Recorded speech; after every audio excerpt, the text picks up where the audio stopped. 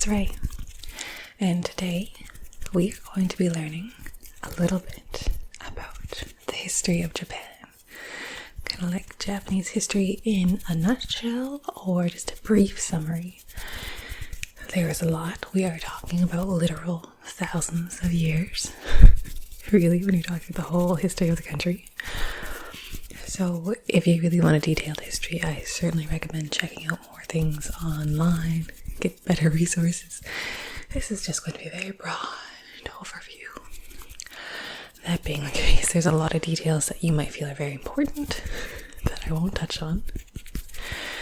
For example, the capital city of Japan almost changed with each era at the beginning, and I'm not going to talk about that. It moved a lot. I probably won't name a lot of specific people, which again is really incredibly important. That's a lot of detail. So, shall we start? At the very beginning, we're going to list all the different periods. Japan breaks down the eras, the different sections of time into periods. So let's have a look at those just for 1 second. Okay, let's look at those. So we have our different periods. We'll start from the very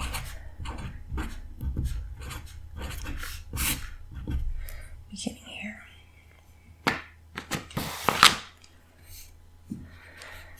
First period is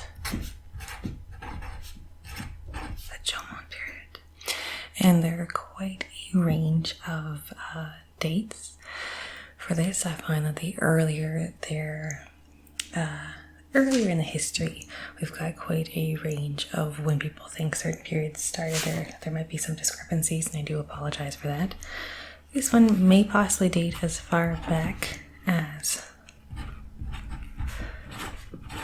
14,000 years to 300 years BC. Second, the Yayoi period, picking up where we left off at 300 BC to about 250 after that. My handwriting videos don't work. Okay. Our third period is and again, these dates are a little bit approximate. Some people list them differently. We're just going to be picking up from our 250 AD and roughly to about, seems to be fair, 538 is the agreed upon year after that. From fourth, we've got the period. Again, picking it up. 538 to 710 AD.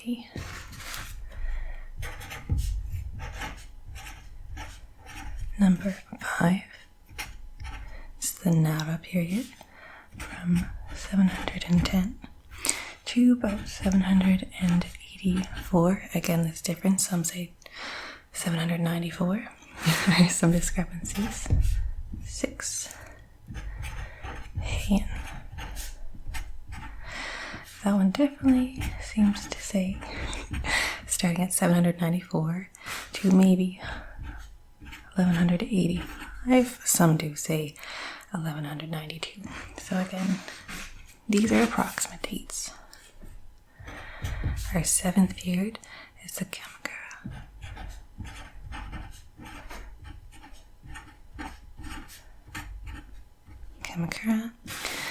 And we're going to be sticking with our previous time period there. So 1185 until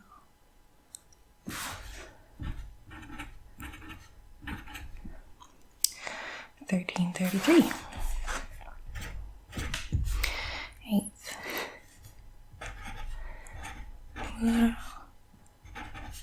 Machi period. 1333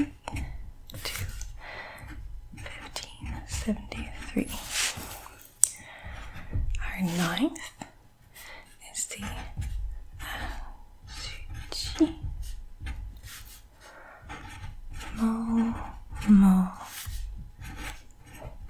Yama period, and that is from 1573 into 1603. Period 10 is the Edo period. That's 1603 until 1868. That brings us to the Meiji period, 1868 to 1912. I know we can feel things getting more modern as we go here. Then we have the Taisho period, 1912 to just 1926. Then we have the Showa period, picking right up, 1926 until 1989. Okay. 14, if you can believe that. Hey, period. 1989 to 2019. That's about till April. And then from May 2019, we started the Reiwa period. That is a W. Sorry. And that's from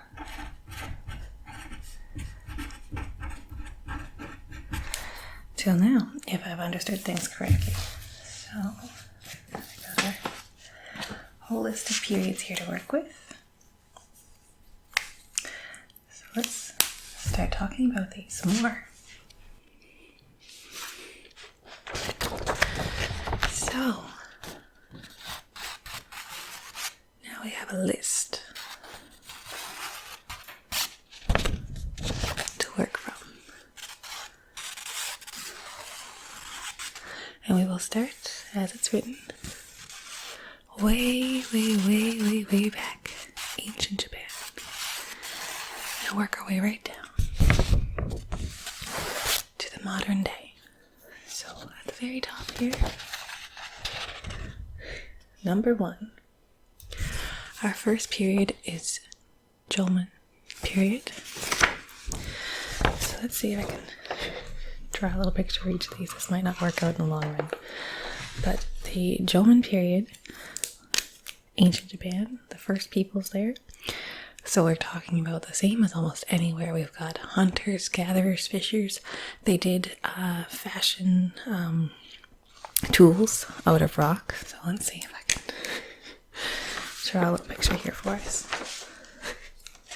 This might not work well. I'll try and explain what my little symbols mean.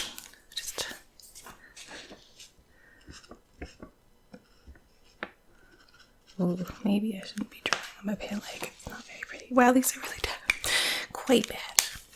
But that's okay. Really tiny. So we've got the tools that they made, and they're fishers, hunters, gatherers.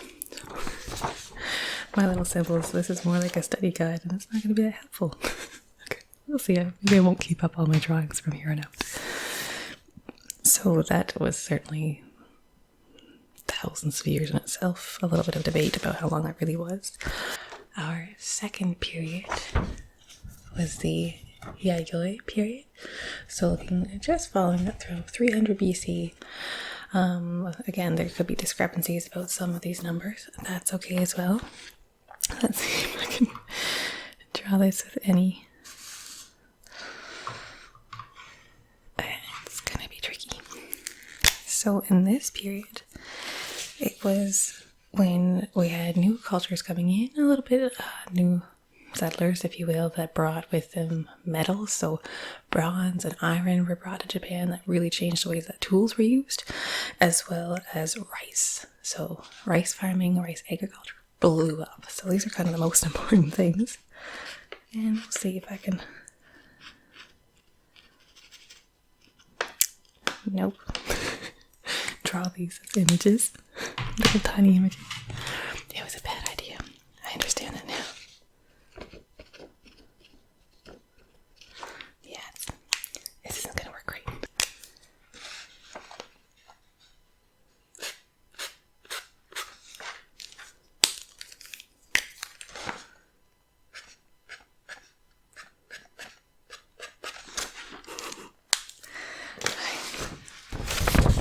Lovely new artwork for you. So we've got our medals.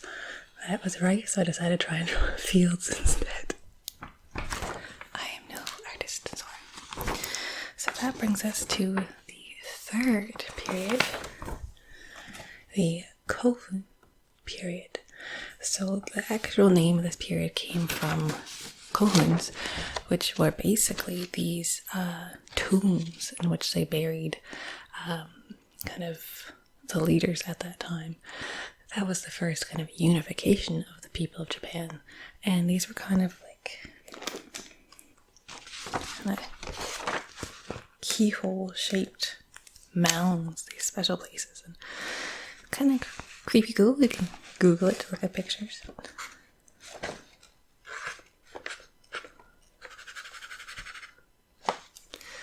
Again, prepare yourself for my beauty here. So I've got these keyholed and they're giant areas, kind of, I mean, in respect. But these burial mounds that they had for those deceased leaders. So, period 4. The Asuka period from about 538 to 710. So this was a huge time. Gosh, I don't know if I'll be able to draw this, but of Chinese influence. So they took on the Chinese written language. Buddhism made it kind of a big flare. It's when they had their first kind of royal leader, their first prince, Prince Shotoku.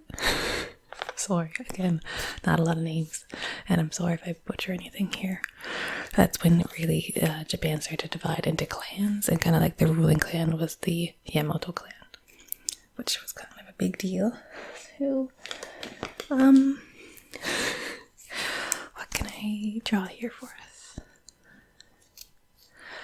I'd love to write a Chinese character, but I don't think I could do that very well. You've seen my writing. Or the Buddha. Can I make a Buddha? This probably won't go well.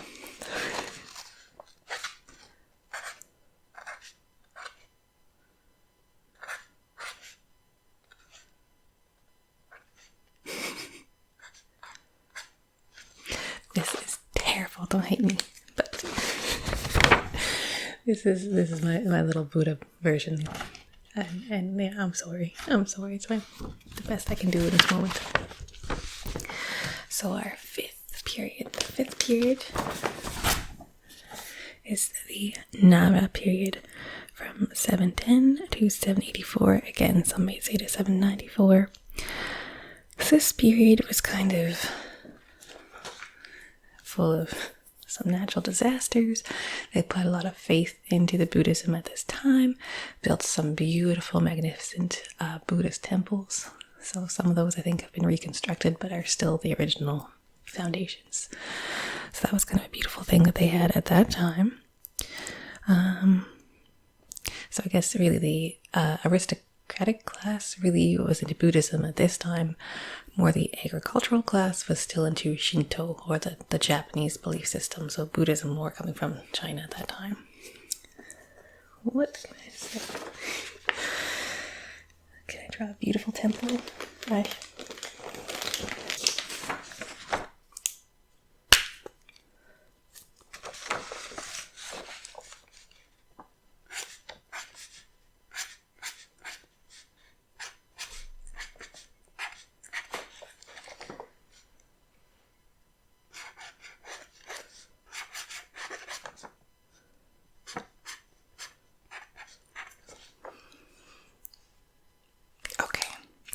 Didn't come out very well either. I'm trying to be all like sketchy and cool, and it just didn't really work out.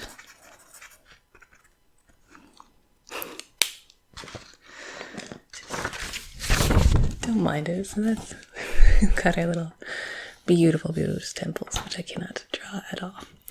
So let's move on to our sixth period, the Heian period from 794 to some say 1185, others maybe 1192. So this was a big development in Japanese culture in this period. So, oh gosh, I'm just going to try and draw things again. But a lot of art, so poetry, prose, art itself, beautiful cultural art that really shaped Japan. They started to write their own language system, so the kana system versus the borrowed Chinese language. So it's one for the Heian. Let's try.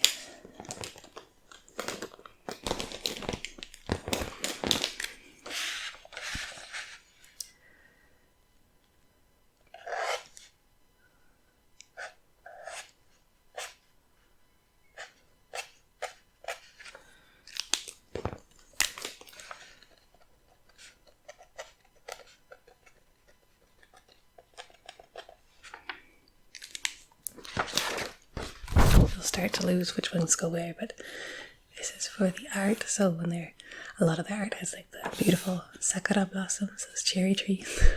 So that's to represent the Heian time. Period 7. So we're looking at the Kamakura period. So we're looking at from 1185 or 1192 to 1333. There is a lot going on. So kind of, let me see, from period 7 to period 9. So yeah, that's kind of like medieval Japan or feudal Japan. So when you think of samurais, that's kind of the time we're thinking about. So in that time period, there's a lot going on.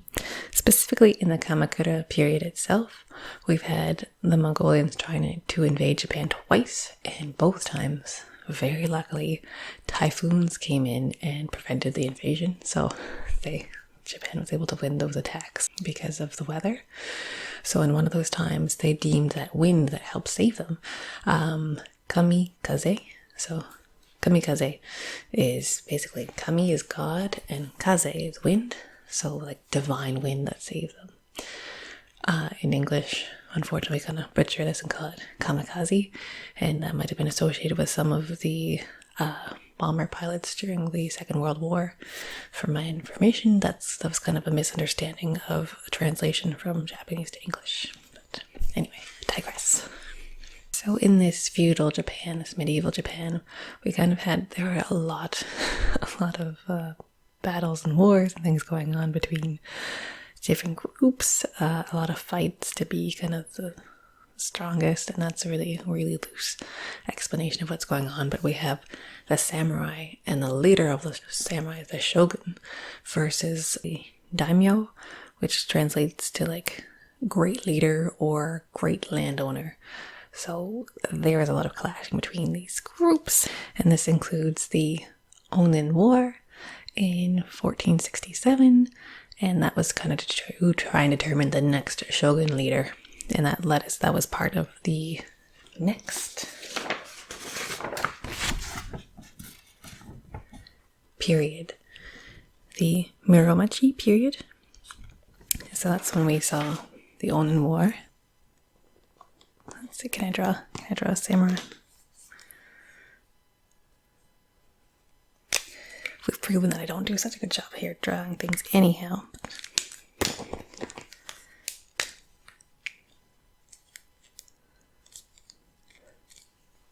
Let's see. I'll draw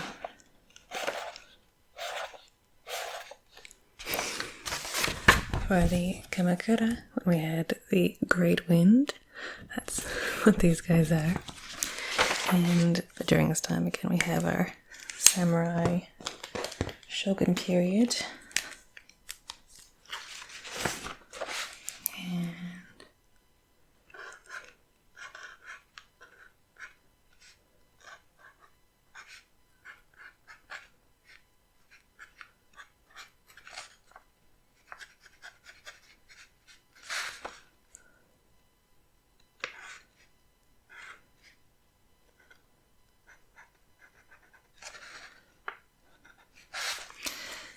Again, not so great drawing.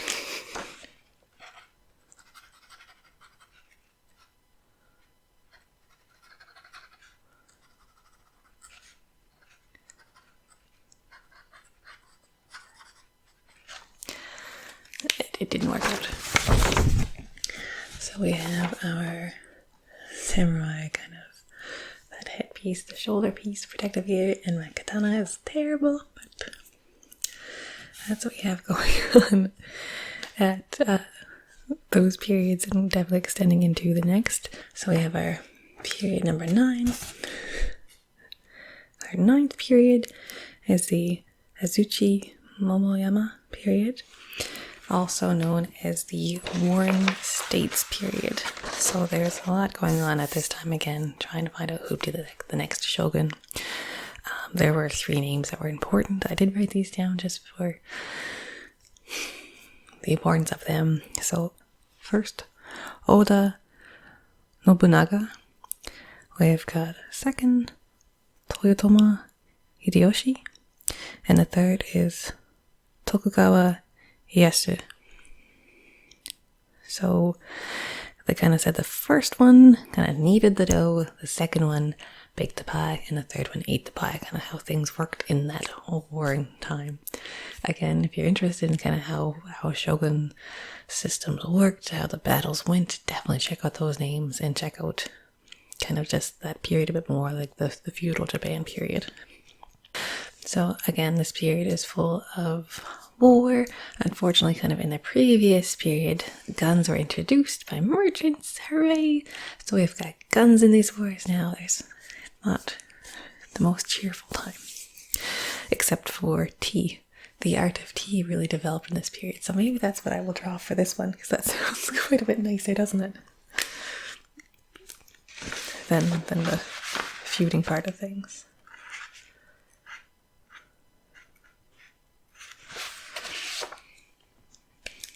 And why not? Why can't it be in a pretty pink cup?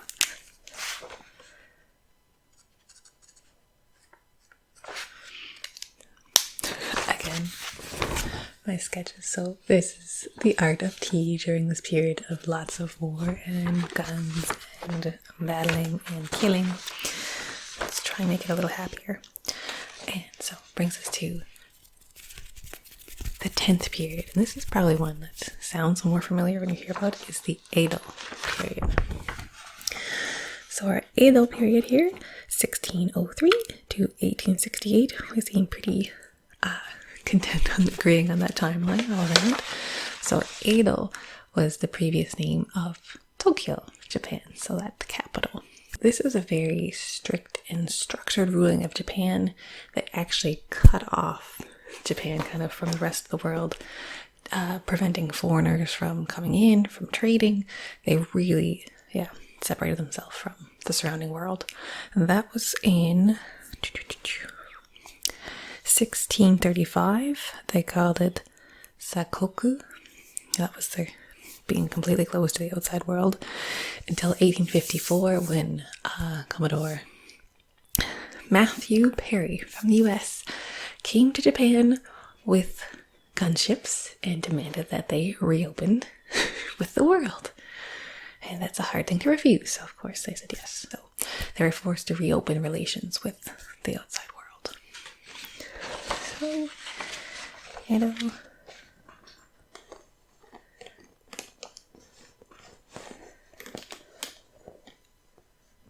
don't know, this might be a weird way to do it, but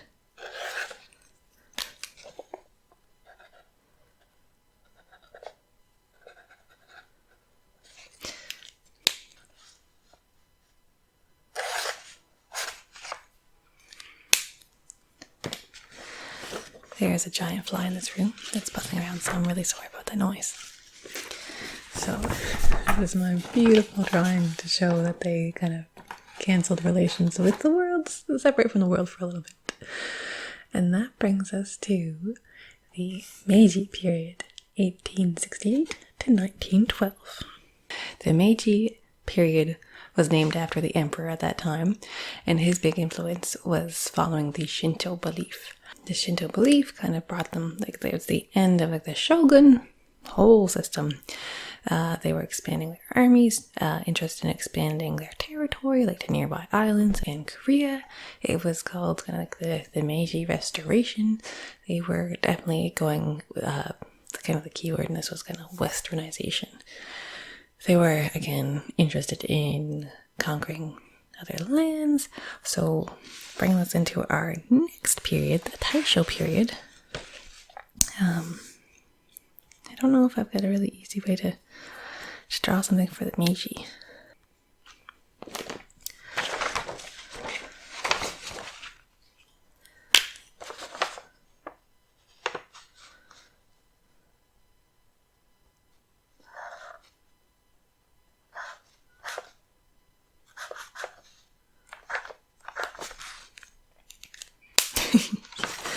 Again, back to my beautiful drawings, kind of like a little Shinto symbol for their shrine there. And so coming into our Taisho period, so 1912 to 1926, you can probably guess what's going on here. World War I, unfortunately. So it's probably just going to be what is written. So World War I, they did help the Allies against Germany, and that brings us to our 13th period, the Showa period from 1926 to 1989. Again, this period is named, again, after our emperor at that time. He is also known as Emperor Hirohito. So, big surprise if you know your timelines. What we have happening, this one is the Second World War. Only this time things are different. So instead of being against Germany, they were with Germany in this war. They had invaded China prior to this, and the US wasn't very cool with that. So they joined with Germany that was, allowing them to prosper and take on more lands. And that's kind of a sad history from there. They did the surprise attack on Pearl Harbor. The US retaliated by dropping the atomic bombs on 2 cities. And of course, it was a terrible time, and the emperor did surrender, and Japan became an Allied-occupied country for a period of time. So, that was our World War II. In the late 80s was kind of what they called like the economic miracle for Japan. Certainly lots of technological advances there, and that kind of led to a prosperous time for that period for them. They certainly became the technological leaders at that time. Certainly we know lots of the names that came from Japan for like TVs and VCRs and things like that. They were the big boomers there. So that brings us to the Heisei period, 1989 to 2019, so our most recent period, and that was basically until April 2019, and then, as my understanding, is the Reiwa, beautiful harmony, was from then on, so May 2019 till present. So that would be the current era that we're in now. So there's a lot more details with all of that. Maybe ourselves a cute little...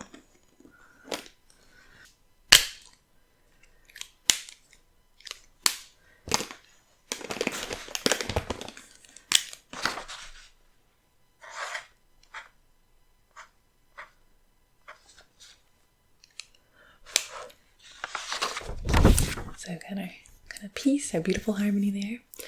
So that's kind of a very brief overview of the history of Japan with amazing little detailed drawings beside it.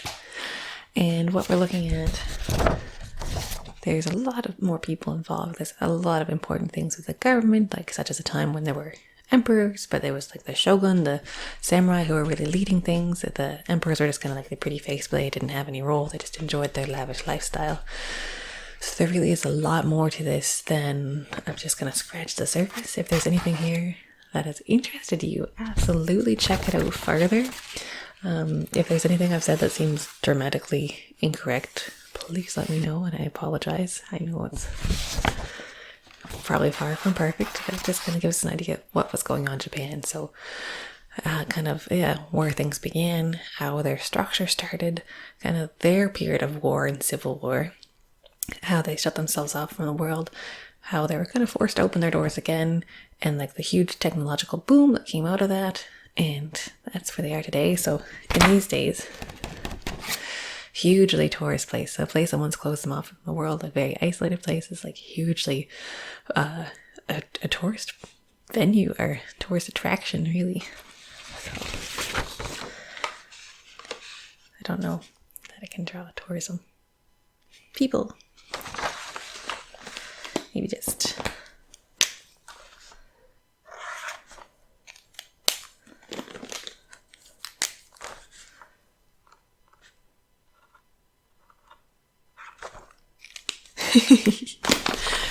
alright, pretty silly, but people are happy, they want to go there. People love Japan. So thank you for checking out all the periods of Japan with me from the very, very long ago past to our present.